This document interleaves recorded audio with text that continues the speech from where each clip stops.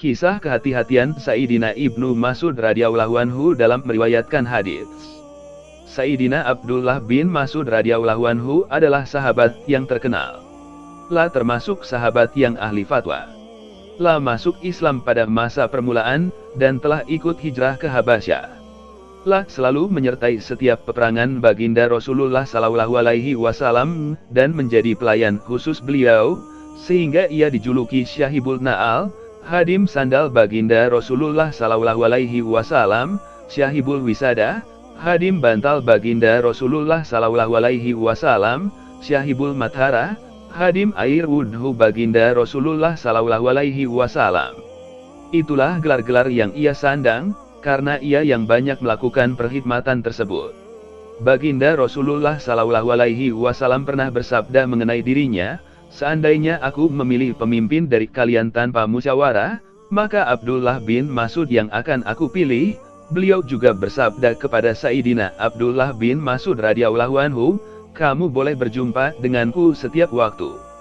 Baginda Nabi Shallallahu Alaihi Wasallam bersabda pula, "Jika kalian ingin membaca Al-Quran sesuai dengan bacaan ketika diturunkan, maka bacalah seperti bacaan Abdullah bin Mas'ud."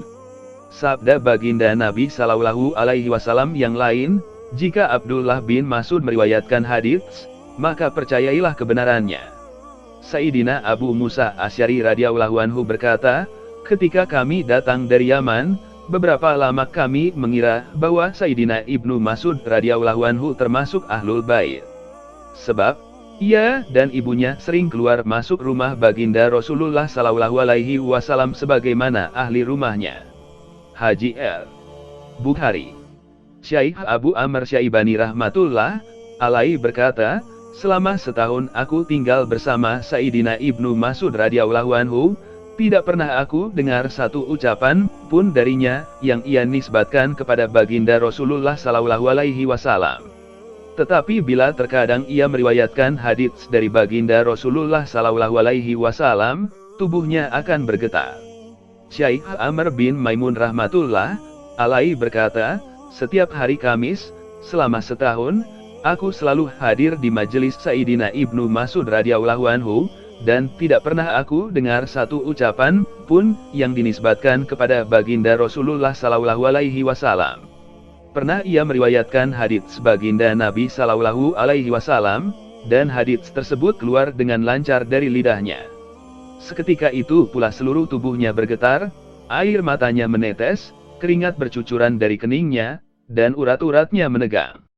Ia berkata, "Insya Allah, inilah yang disabdakan oleh baginda Nabi Sallallahu Alaihi Wasallam."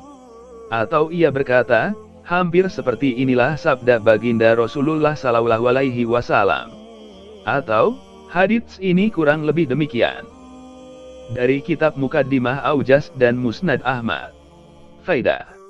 Demikianlah kehati-hatian para sahabat radhiyallahu anhum dalam meriwayatkan hadits baginda Nabi Sallallahu Alaihi Wasallam, karena beliau bersabda, "Barang siapa sengaja berdusta atas namaku, buatlah tempat tinggal di neraka jahanam."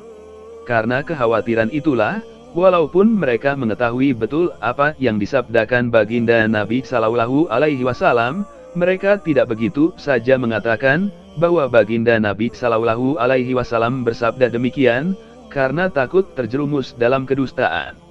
Sebaliknya, lihat keadaan kita, tanpa meneliti, kita begitu saja menukil satu hadits tanpa rasa takut sedikit pun. Padahal, periwayatan apapun yang disandarkan kepada beliau memiliki tanggung jawab besar. Dalam urusan fikih, mazhab Hanafi banyak menggunakan riwayat Sayyidina Abdullah bin Mas'ud radhiyallahu anhu.